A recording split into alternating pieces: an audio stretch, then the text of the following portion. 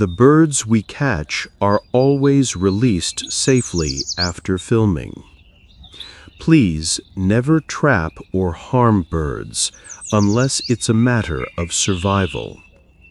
Unnecessary trapping can harm the balance of our environment. In this tutorial, we'll show you several traditional ways to set up a simple bird trap.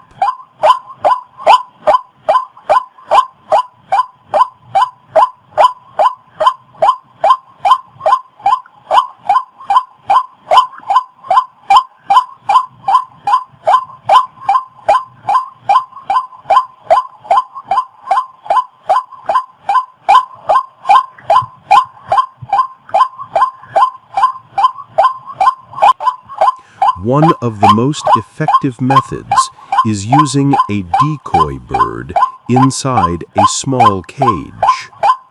We place a sound box nearby, playing the natural call of that bird species. When other birds in the area hear the sound, they quickly approach, thinking one of their kind is in danger or invading their territory. As they rush toward the sound, they get caught in our carefully placed trap. Again, this is for learning only.